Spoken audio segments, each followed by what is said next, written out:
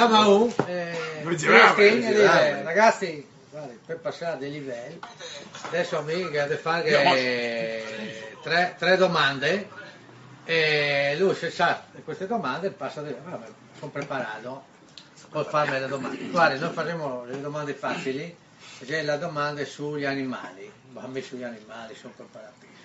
Allora, guarda, prima domanda, se è un animale, se è dell'Africa, se è grande, che allora c'è grandissima, che ha una roba che la viene fuori dal muso lunghissima, è il più grande animale dell'Africa. Dell'Africa, cosa fosse? Cosa fosse? Dunque, allora,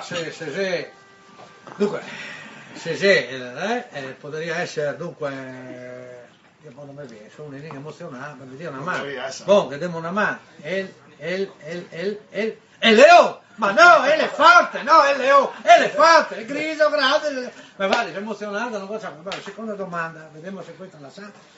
C'è sempre un animale dell'Africa, è come un cavallo, è pitturato come l'Udinese, come la Juventus. È nell'Africa con la poliese. Dunque, se come la Juventus, come un cavallo, poi sì. Dunque, dovrebbe essere.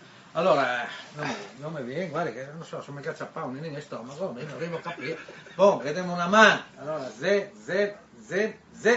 Leo! Ma no, zebra! Zebra, che è Leo? Zebra! Ma non la sa niente, ma no, fa l'emozione, l'esame, non sa, va. Boh, dai, ultima domanda. Questa se non la sa, però avremo da bocciarlo. No, questa adesso mi concentro. Allora, vai, sei sempre nell'Africa. C'è un animale che vola alto, è grandissimo, ha le ali grandi. C'è con un brutto muso davanti, spelato drio. Quando vede una carogna viene giù basso e comincia a mangiare, lo chiama lo spazzino dell'Africa.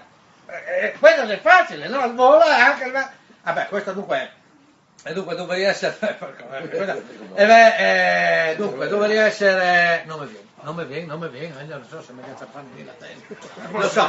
Comunque da una mano l'ultima parola. Allora, love. La vuol vedere che c'è Leo!